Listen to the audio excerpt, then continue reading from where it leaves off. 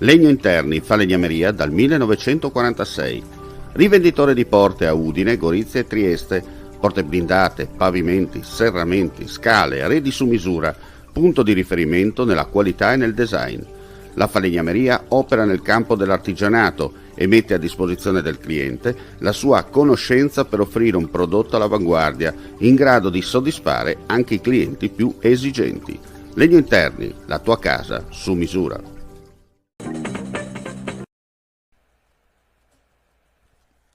Un uomo di circa 70 anni è stato soccorso nel primissimo pomeriggio di oggi dopo essere stato trovato privo di coscienza alla base di una pista nel territorio di Tarvisio. Le persone che lo hanno notato a terra incosciente hanno chiamato subito il numero unico d'emergenza 112.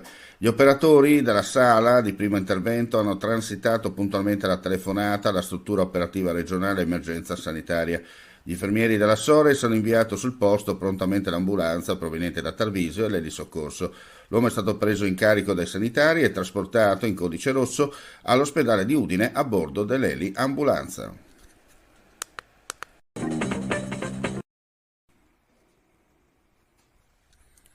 La riapertura del punto di primo intervento di Gemona rappresenta uno sforzo collettivo importante in questo periodo storico, fatto con i piedi ben piantati per terra per rispondere in maniera sostenibile alle esigenze di salute del bacino territoriale di riferimento. È frutto di un lavoro svolto in sinergia e rappresenta un servizio importante che si restituisce alla comunità. Abbiamo trovato una soluzione di qualità con ingegno. Sono le parole del vicegovernatore e assessore con delega alla salute del Friuli Venezia Giulia, Riccardo Riccardi, intervenuto questa mattina per la riapertura del punto di primo intervento all'interno del presidio per la salute di Gemona. Lo hanno accompagnato nella visita agli ambulatori il primo cittadino, Roberto Revelant, numerosi sindaci del territorio e il direttore generale dell'azienda sanitaria universitaria Friuli Centrale, Denis Caporale. Il comune di Monfalcone, in qualità di capofila, questa mattina ha ospitato l'incontro di avvio dell'accordo di programma stipulato nel novembre 2022 tra Regione, comuni di Monfalcone, Ronchi e Staranzano e il Trieste Airport per la promozione della mobilità ciclistica nell'area afferente al polo intermodale del Trieste Airport con la realizzazione di una ciclovia. All'ordine del giorno la raccolta dei nominativi dei riferimenti di ciascun firmatario per l'attuazione e il monitoraggio dell'accordo di programma, la definizione del collegio di vigilanza con i rappresentanti delle parti e l'organizzazione delle attività e delle procedure da avviare.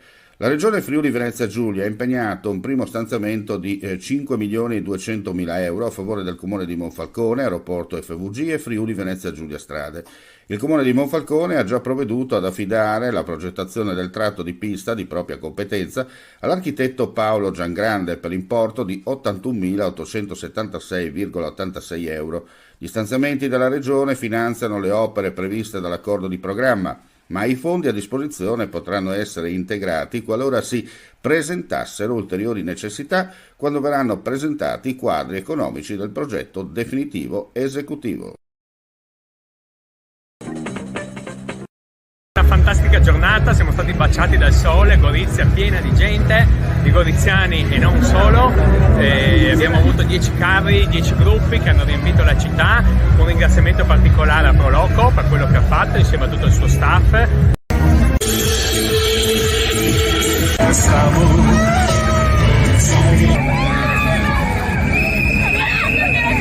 Un movimiento sexy. Una bellissima giornata di sole, 33esimo Carnevale Goriziano, oggi 12 febbraio 2023, tanta gente, tanti carri e tanti gruppi. Abbiamo 10 carri, 10 gruppi e la città è piena e la soddisfazione nostra come organizzatori è massima.